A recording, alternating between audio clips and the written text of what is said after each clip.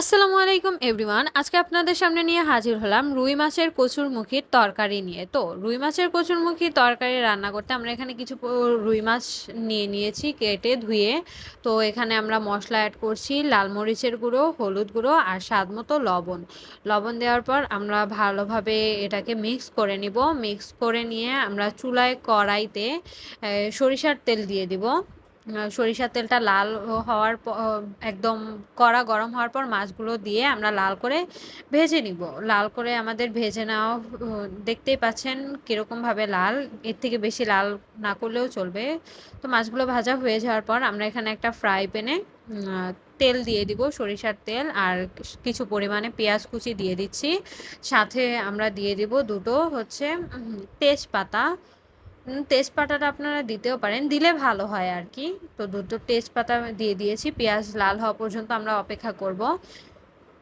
পেঁয়াজ পেঁয়াজটা লাল হয়ে গেলে আমরা এখানে 1 টেবিল চামচ আদা বাটা আর রসুন বাটাটা ব্যবহার করব। রসুন বাটা দেওয়ার পর আমরা এখানে দিয়ে দিব 2 টেবিল চামচ হলুদ গুঁড়ো আর লাল মরিচের গুঁড়ো।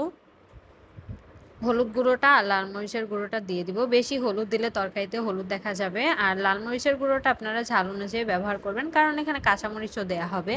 তো এখন পানি দিয়ে ভালোভাবে মশলাগুলো কষিয়ে নিতে হবে, না হলে মশলার যে একটা গন্ধ সেটা তরকারিতে খাওয়ার সময় লাগবে। তো আমাদের মশলা কষানো হয়ে গিয়েছে, এখন আমরা দিয়ে দিব কচুরমুখিগুলো দিয়েও আমরা একটু ভালোভাবে লেড়ে ভাজা ভাজা করে নিব। এখন আমরা পানি অ্যাড করে নিব সিদ্ধ হওয়ার জন্য। কচুরমুখী সিদ্ধ হতে একটু টাইম লাগে, তো এখানে আমরা পানি একটু বেশি পরিমাণে পানি দিব, কারণ রুই মাছের এই কচুরমুখির তরকারিটা আমরা একবারে ভুনা ভুনা আমাদের ভালো লাগবে না খেতে।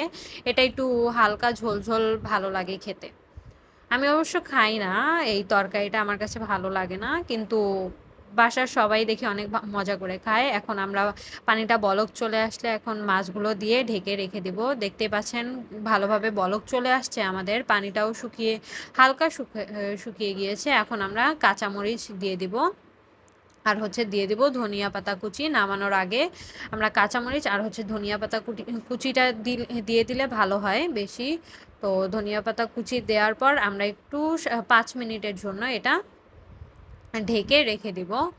5 মিনিটের জন্য আমরা ঢেকে রেখে দিব। ধনিয়া পাতার ফ্লেভারটা আসবে, একটু ভালোই লাগবে। তো দেখতেই পাচ্ছেন আমাদের তরকারি হয়ে গিয়েছে।